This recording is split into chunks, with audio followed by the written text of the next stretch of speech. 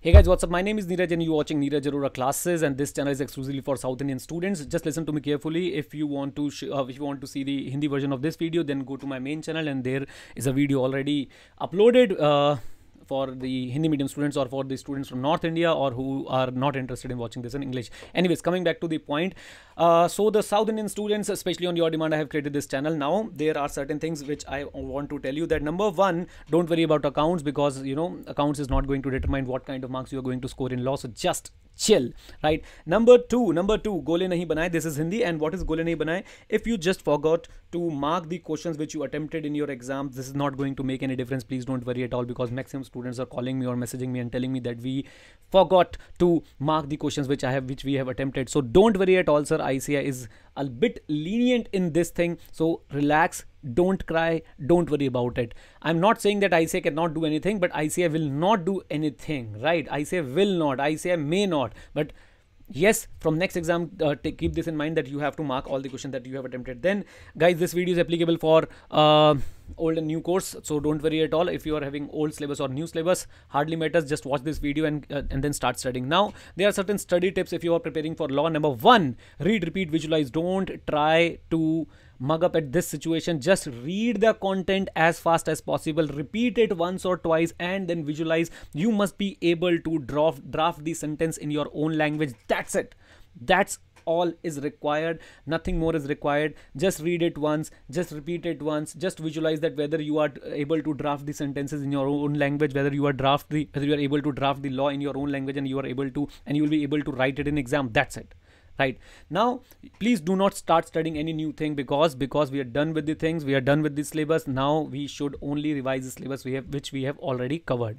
Then after covering each and every chapter, please start reading from RTP. For example, you covered one chapter, you revised one chapter, then please check the question in the RTP of that particular chapter, whether you are able to attempt it or not. Try to cover the RTP of at least last 2 to 3 attempts, especially in law. And then if you have some time and if you have already covered it, go for MTP also of the same chapter. For example, you have covered incorporation of company, then first of all revise it from the RTP, do the questions of RTP, and then go to MTP and check whether there is a question of incorporation. If there is a question related to incorporation, please do it, right? So this is the way you have to study. And just one thing I would like to add, and there are other things also which I'm going to tell you later, that how you're going to present in your exams. Just listen to this carefully. If you are not reading fast, then you will not be able to revise your entire syllabus. So you have to study, you have to revise very fast. You have to keep this in mind. You have to make targets that I'm going to revise this particular chapter in this much minutes, etc, etc. So make your targets very clear and make it very fast. We need a very speedy revision, right? Then coming to the point that how you're going to present your answer in exam and how you are going to write in exams, it is very simple, guys. Number one is section number. Section number you have to quote only if you are 100% confident. If you are not 100% confident, please do not quote section number, because it may go against you and your marks, you will not get the marks, right?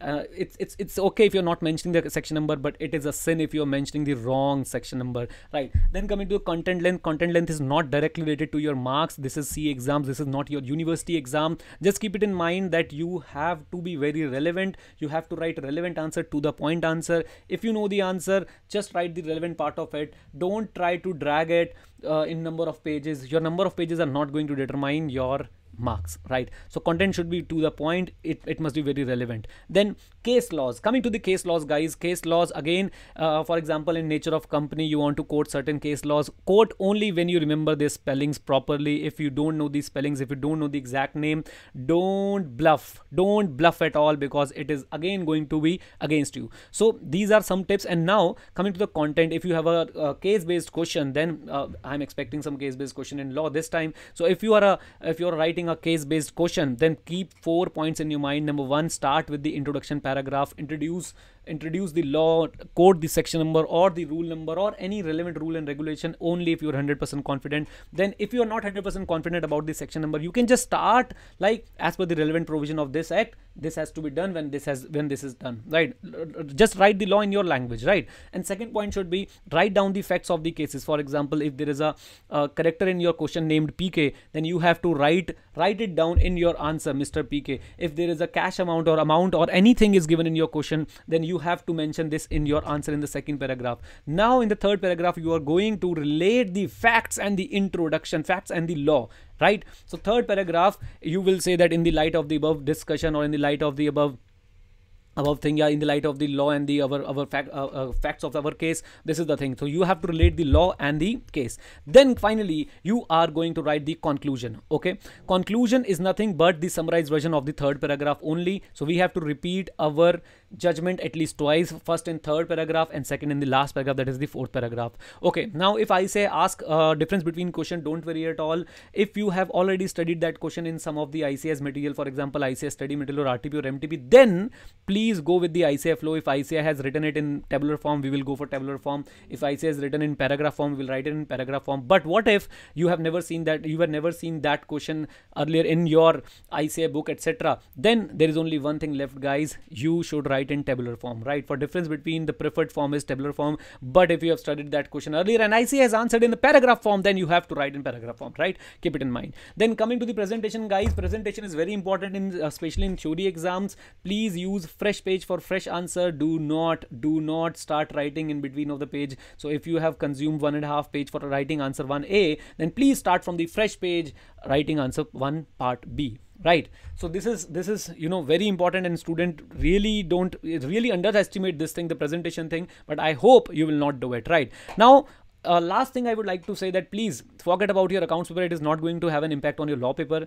Don't discuss your accounts paper with anyone. Stop watching accounts paper review videos. They are bullshit right now. You can watch them after your exams. And one more thing, guys, this is the pro tip I will always give to everyone, every student in CA fraternity. I will always give this tip to every student, except where negative marking is there. You should attempt 100% paper. 100% paper. A blank paper is a suicide note. If you know the answer of a question very well, start doing from that question and just try to accumulate the questions जिनके answers आपको नहीं आते, and then shift them in the end, and then we are going to attempt those questions, right? But in any case, we should always try to attempt 100 marks, right, guys? And I hope that you will score good marks in law, and you will make me proud, and you will go for 100 marks, right? So, okay, my English is not that good, but I'm still trying to communicate with you people, especially my South Indian students, and I have many South Indian friends, and I will sometime try to replicate their accent, but no offender, right? Okay, chaliye. Thank you very much. Stay connected, stay ahead. Jai Hind. And yes, keep learning, because if learning stops, winning stops, right? Chaliye, bye-bye. Take care. All the best. Go rock.